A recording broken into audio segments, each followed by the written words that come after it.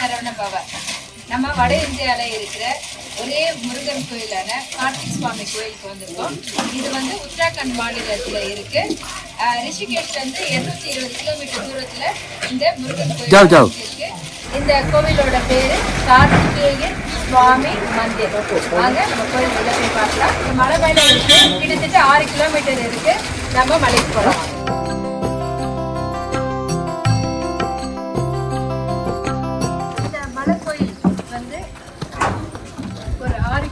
மேலே போனோம். இங்க குதிரைக்கான வசதியை வந்து நடந்து போகலாம், குதிரையிலும் போகலாம். வாங்க, இப்பதான் மலை ஏற ஆரம்பிச்சிருக்கேன். வாங்க, இங்க வந்து குதிரை வசதியும் இருக்கு. 6 கிலோமீட்டர் மேல போனா 6 கிலோமீட்டர் கீழே வரணும் இல்லையா? போறதுக்கு வந்து 600 to 700 4 குதிரை இருக்குன்னு சொல்லியிருக்காங்க. நம்ம வேணும்னாலும் குதிரையிலும் போலாம், நடந்து போலாம். பிள்ளைங்களை வந்து நான் குதிரையில ஏற்றிட்டேன். நாம வந்து இப்ப நடந்து போறோம்.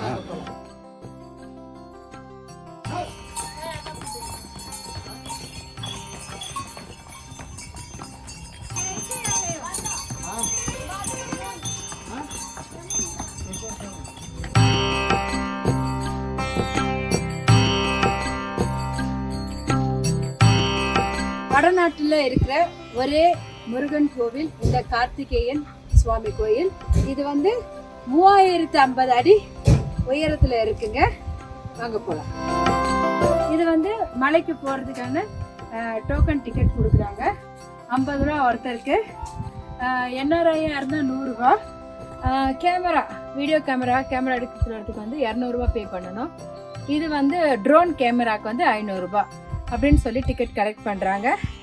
எங்களுக்கு வேண்டிய டிக்கெட் நாங்கள் வாங்கிட்டோம். வாங்க மேலே போகலாம்.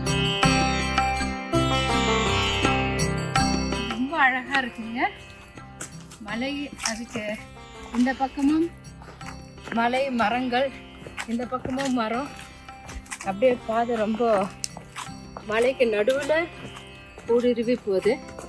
நம்ம பார்த்த கோயிலெல்லாம் ஒரு பக்கம் மலை இருக்கும், ஒரு பக்கம் பள்ளம் மாதிரி இருக்கும். இது 2 பக்கமே மரங்களால் இருக்கு. சூப்பராக இருக்கு. அழகு அழகு.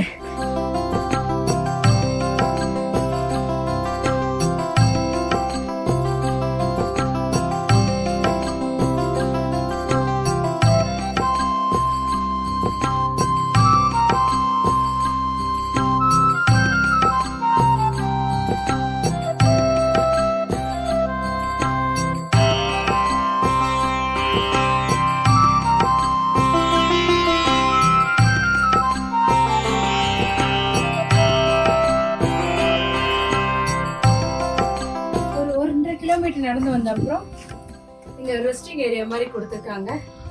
இங்க இருந்து இந்த வியூ பார்க்கறதுக்கு ரொம்ப அழகா இருக்கு. பாருங்க,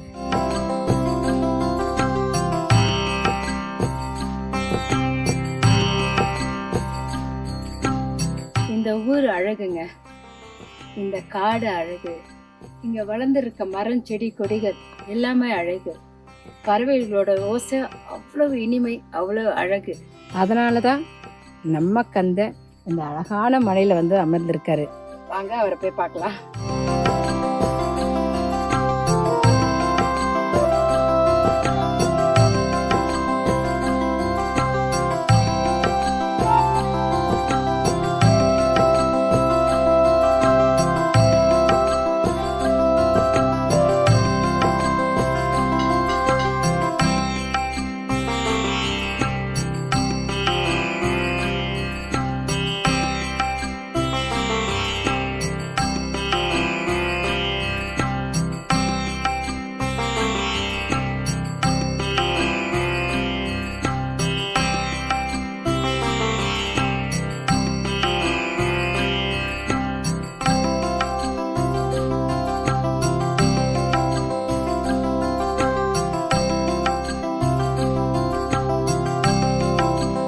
கந்தனோட மணி ஓசை கேட்குதுங்க. கோயிலுக்கிட்ட வந்துட்டோன்னு நினைக்கிறேன். வாங்க கார்த்திகேயனை பார்க்க போகலாம். வாங்க வாங்க.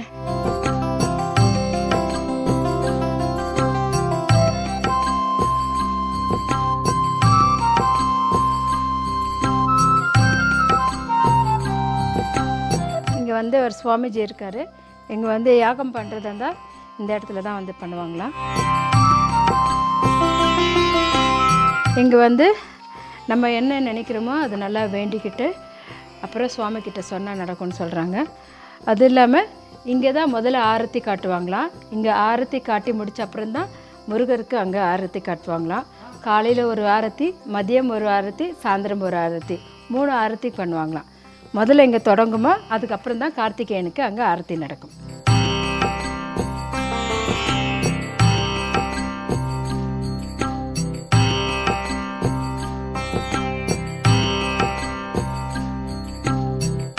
எவ்வளோ அழகு பாருங்கள். கார்த்திகேயன்னாவே அழகு, அவன் இருக்கிற இடமும் அழகு தான். அதோ அங்கே தான் அந்த கோவில் இருக்குது. வாங்க போகலாம்.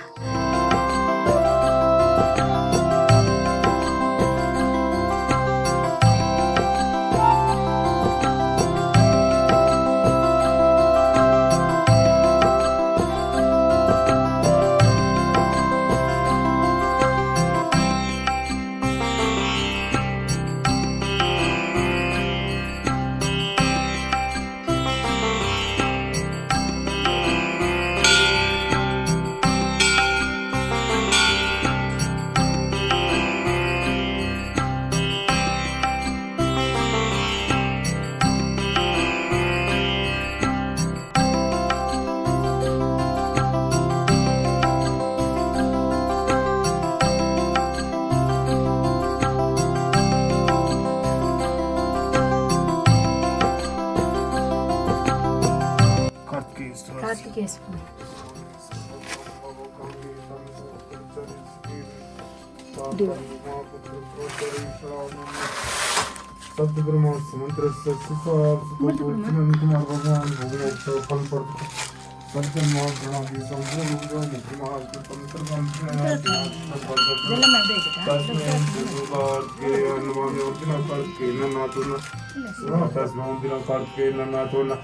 सदाकार स्वामी स्वात्रे करते प्रत्य प्रत्य प्रभु करके प्रसीद प्रसीद ओम षष्ठ प्रसीद राज स्कंद चूर्य तो ओम शरीर तारे जब करके ब्रह्मण्य तस्म बिना करके नाथो नाथ सदाकार शब्द ब्रह्म समुद्र सस्य सार सुतुजो मुक्ति मार्ग तम सर्वम प्रणयाति घर संभव गांगे तम चूड़ च ब्रह्म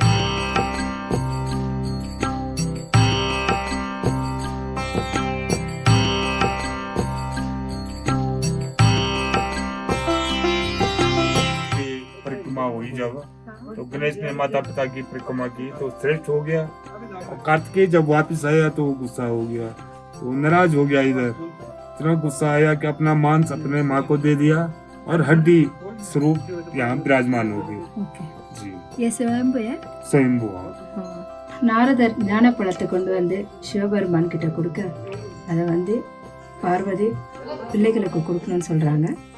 நாரதர் இல்லை அது ஒருத்தருக்கு தான் சாப்பிடணும் அப்படின்னு சொல்கிறாரு.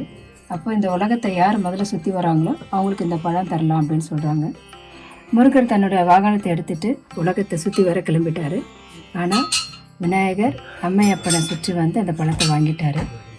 இது உலகத்தை சுற்றி வந்து பார்க்கும்போது விநாயகர் அம்மா அப்பாவை சுற்றிட்டு பழம் வாங்கிட்டாருன்னு தெரிஞ்ச உடனே ரொம்ப வருத்தப்பட்ட முருகப்பெருமான் இங்கே வந்து அமர்ந்ததாக ஒரு ஐதீகமாக. இந்த கார்த்திகேய சுவாமி ஒரு லிங்க வடிவத்தில் இருக்காருங்க.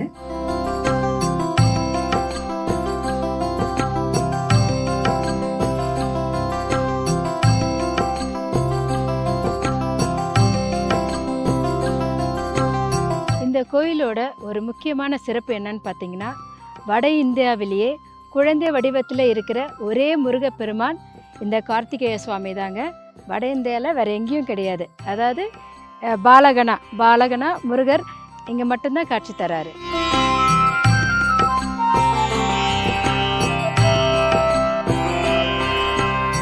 இங்கே இருக்க எல்லா மலைக்கும் மேலே உயரத்தில் இந்த கார்த்திகேய சுவாமி கோவில் இருக்குங்க. அதை பாருங்க, அங்கே தான் வந்து கேதார்நாத் இருக்குது. அதான் இருக்குது பாருங்க. அந்த பக்கம் வந்து இமயமலை இருக்குது, இந்த பக்கம் வந்து பத்ரிநாத் இருக்குங்க. எல்லா மலைக்கும் உயரத்தில் இந்த கார்த்திகேய சுவாமி இருக்காரு. அழகு அழகு.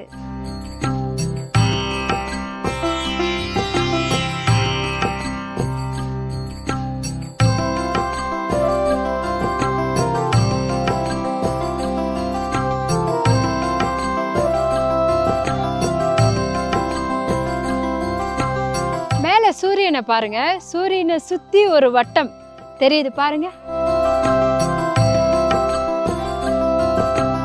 கார்த்திகை மாத பௌர்ணமி வந்து இங்கே ரொம்ப விசேஷமான திருவிழாங்க.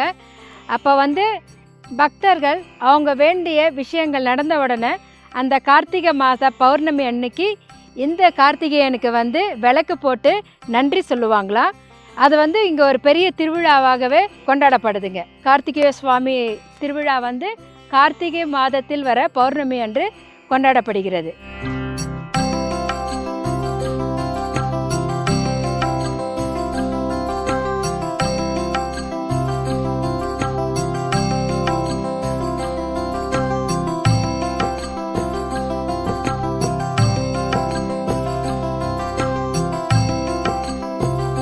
சுவாமியே நல்லா திருப்தியாக பார்த்துருக்கேன். இந்த அருள் உங்களுக்கு எல்லாருக்கும் கிடைக்கட்டும். ஓம் சரவண பவா.